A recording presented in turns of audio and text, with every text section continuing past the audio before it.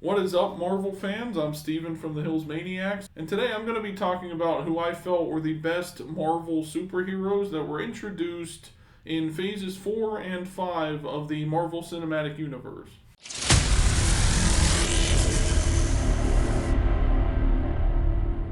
So basically, if you saw my other videos I've done over the past couple of months, I talked about the best and worst movies that were introduced in phases 4 and 5. Go check those out if you haven't seen those yet. But the reason I'm doing this is because we're in phase 6 now of the MCU, and you got like Avengers Doomsday and everything coming up. So I figured I'd go back and look through the previous two phases because those two phases are pretty much building to everything that we've been seeing so far and introduced a lot of characters and had different movies and everything and all the Disney Plus shows. And all of that's kind of been building to Avengers Doomsday, or it's going to tie into it in some way, or that or Secret Wars, really. So now that I've talked about what I felt were the best and worst movies in the MCU from phases 4 and 5, now I'm going to be talking about the heroes and villains in the next couple videos you'll see. So in this one, I'm going to be talking about the 5 best, heroes that were introduced in phases 4 and 5. Now, obviously, that means there's no heroes that were introduced like before Avengers Infinity War or Endgame or anything like that. It's exclusively all the heroes that were introduced to us in these brand new, like the Disney Plus shows or the Marvel movies that came out after Avengers Endgame in what is known as Phase 4 and Phase 5. So coming in at number 5, I have Billy Maximoff from the Agatha All Along series. A while back, I did a video on my thoughts on the Agatha series as a whole, and I didn't think it was really a necessary series at the time, but after watching it, I actually did enjoy it. And I think what, kind of kept me intrigued the whole time was the stuff with the Witch's Road and everything. And as you know, if you've seen the show, by the end of the series, we found out that that was all a creation of Billy Maximoff, who, of course, is Wanda Maximoff's son. And the fact that he was able to create all of that basically in his mind, just from a thought pretty much, without even realizing that he did it, I think makes him one of the most powerful beings in the MCU, probably even more powerful than the Scarlet Witch. Because we know that in WandaVision, she created that sitcom reality, or kind of just warped the reality she already existed in into a sitcom reality so that she could live out a sitcom life with Vision and their kids, whom she also created. But she didn't really create a whole new world basically from her powers like Billy did in this show. So I kind of thought that made him seem really powerful, and he's probably going to be like one of the leaders of the Young Avengers maybe coming up, like whenever that all happens and everything. But I honestly think too, the way, since they made him look so powerful and everything just from that ability to create a world without even realizing it, and if he really hones in his powers and everything, I could see him almost not even necessarily being one of the leaders of the Young Avengers, but just one of the main characters of the MCU as well. He could replace Scarlet Witch in the MCU because Wanda's supposedly dead. I don't know if they're going to bring her back for future movies or if they are just definitively calling her dead after the events of Multiverse of Madness. But I think there's a good chance that they could have him sort of fill that void in a way because of how they made him look in this show. And I think that the way that they structured, the show Agatha All Along, with every episode being about one of those trials and everything being set in that on the Witch's Road and everything, the way that they did all that, leading to the reveal that Billy created it, I think was a nice touch because it kind of showed us how truly powerful he can be, and it is kind of scary how powerful he can be. So I do look forward to seeing this character again in the future because I want to see more. I've never really seen that character before. I don't know a lot about the Scarlet Witch or her children or anything else from the comics and stuff. So after seeing how they did all of that in this show and showed how powerful he is, I'm looking forward to seeing what else he can do and what else they do with this character going forward, because I think it has a lot of potential.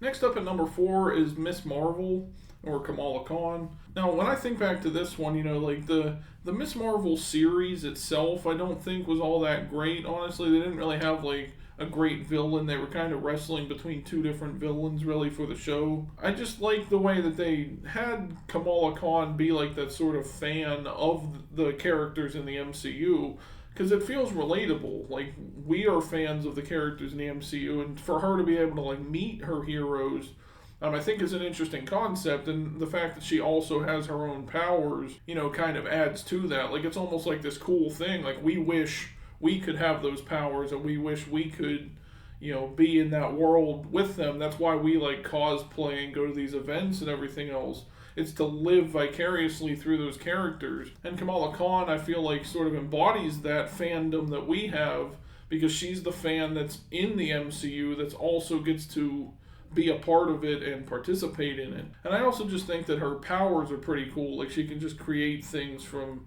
bending light, I guess, is how they went with it in this series, at least. I don't know if that's how it was in the comics.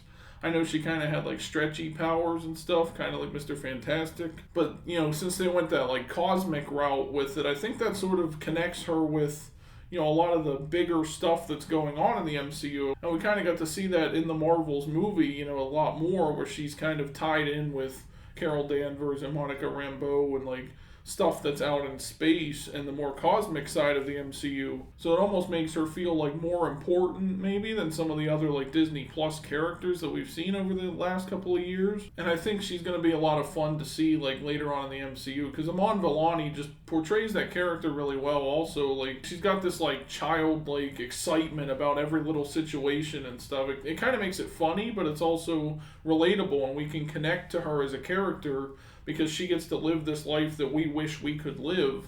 And I think that's the best way to portray a character, honestly, is like, she's a real life fan of the Marvel Cinematic Universe and like Marvel Comics and everything. So the fact that she gets to play that character, like, a lot of that feels real and genuine, rather than just like acting and playing a role and everything. It feels more relatable in that way. And speaking of characters that are probably going to play a really important role in this next upcoming movies or whatever, in this whole multiverse saga, someone that already has played a role really in the multiverse saga is America Chavez, who I put at number 3. I like the way she has this ability to, basically, I don't know if she punches every time, but she can create like a portal throughout the multiverse and stuff. It was really cool the way that they showed it in Doctor Strange in the Multiverse of Madness. Like, they made it shaped like a star because that's like her symbol. I'm sure it's like that in the comics too. I'm not really sure, but I just thought it was kind of neat to see it shaped like that and everything. And the way she can create the portals, she can't always choose right now where she ends up when she's opening these portals. She just kind of jumps through them. So I think there's potential there for them to really like add to her character later on as she starts to develop her powers and everything.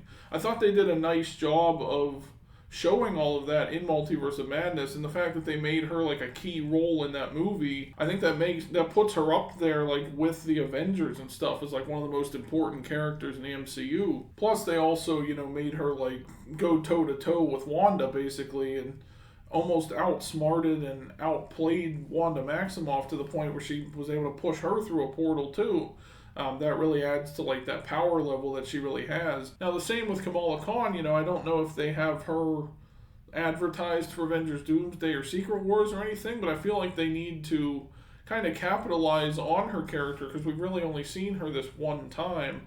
I have heard rumors there's going to be like a Disney Plus show or something that involves her, but I'm not sure exactly what that's going to be. Maybe it'll be the Young Avengers or whatever, but I think just her power set and everything to like punch holes in reality and go through the multiverse and everything, I think should come back up in a future project, because it is like one of the coolest powers we've seen in the MCU so far. And it'd be a shame if they just kind of held it as a one-off type thing in Multiverse of Madness and never really followed up with it or anything like that. Next up at number 2 is what I felt was one of the most unique characters I've ever seen in any superhero movie, really, and that's Moon Knight. Not only do I like the costume design and everything else that they went with, I thought it was really cool looking with the moon crest on his chest and stuff that he can pick up and like throw almost like a batarang kind of thing. But what intrigues me the most about the character, obviously, is the split personality stuff, because we've never really seen that before in any superhero movie, really. And I like the way that they, kind of showed all of that in that first opening episode of the Moon Knight series. Like the fact that, one of them doesn't know the other one exists, and one of them is a superhero and one's not. Just one of them lives a normal life and the other one doesn't. It makes it interesting because, like, we don't know what to expect from this character going forward, like which side of him we're going to get. Are we going to get the innocent, like, Stephen Grant side that doesn't really know what's going on but kind of learned it by the end of Moon Knight? Or are we going to get the Mark Spector side that knows how to be Moon Knight because he's been doing it all this time? Or even the more violent side of Jake Lockley that they teased at the end of the first season of Moon Knight. Like, when he interacts with some of the other MCU characters and stuff, I think it's going to be, like, funny because one moment he'll be talking to Stephen Grant, he's got the British accent, and the next he's just like Mark Spector with a normal American accent. Like, I think they did a nice job in the series kind of showing the transitions between him, or his split personalities, like between Stephen Grant and Mark Spector, and then at the end we saw Jake Lockley. It kind of adds a little bit of drama to the character because now every time he's in a fight sequence, like, we as the audience aren't going to know, well, is he going to transition to Steven by accident if he gets knocked out? Is he going to become more violent and become Mark Spector? All of that kind of stuff. So it adds a little bit of intrigue and mystery to every situation that he's going to be in the future. And if they can pull off what they did in the Moon Knight series with this character and kind of continue that in a future movie or even a season 2 of Moon Knight, whatever they decide to do with the character, I think he can be solidified as like the most unique character they've created so far for the MCU. I know he was in the comics too, but I mean, this was the first introduction of him to the MCU, and I thought they did a nice job with it, and I look forward to seeing him again. Coming in at number 1 is Daredevil. I know what you're thinking, the Daredevil played by Charlie Cox and everything, and all the characters from that little world all existed on the Netflix shows, which obviously take place before Infinity War and Endgame. But technically, Daredevil's first start in the MCU was in the She-Hulk series, and then of course in Echo a little bit, and then his own series, Daredevil Born Again. So that's why I'm kind of counting him on this list. And the reason I put him at number 1 above all these other characters is just because of the way that they portrayed the character. Like, he's in a darker series, like Daredevil feels like a darker show, almost like a Batman kind of thing. And like, even when he's not in the Daredevil costume, I think that's some of his best character moments as well, because he has to live his life like as a blind man that has to pretend he doesn't know how to fight in order to keep his secret identity as a superhero. And so that's kind of this big struggle for him, and it almost reminds me of Spider-Man in a way, like trying to maintain his normal life while hiding his superhero identity from the world. But I think this version of him, not even the one from the Netflix one, but just this Born Again version, I think was the best version I've seen so far. Like, his struggle with trying to resist the urge to get back to being Daredevil because he made a promise that he wouldn't do that anymore, that he wouldn't live that side of his life. He wouldn't let the darkness take over. And you see that through the whole season. He's trying to resist the urge to get back in the fight. Like, all of that kind of brought a sense of realism to him. Like, it's almost an addiction fighting crime for him and, putting on the mask and everything else. And he's trying to break that addiction, but the things that keep happening around him kind of forces him back into it. So I like the story around him, I guess, but also just the character of Daredevil in general, I just feel is really cool. And is one of Marvel's coolest characters. Like, the way that they're doing everything with this character, I feel like is almost perfect, And I'm glad that, his first appearance being in She-Hulk and everything didn't, ruin the hype for his character officially joining the MCU, and didn't ruin anyone's excitement for this series either. But there you go, guys. Those were my picks for the 5 best MCU characters that were introduced in Phases 4 and 5. Let me know what you guys think down in the comments section. Who would you put on this list if you were to rank these? And who were your favorite characters from Phases 4 and 5? Let me know all that down in the comments. Also, be sure to like this video and subscribe for more, and check out the other videos that I've done so far in this sort of series of list videos that I'm doing throughout the year. Just keep an eye out for all these list videos related to the MCU if you're a fan of Marvel and you like that sort of content. And as always, thank you for watching the video, everyone, and I'll see you in the next one.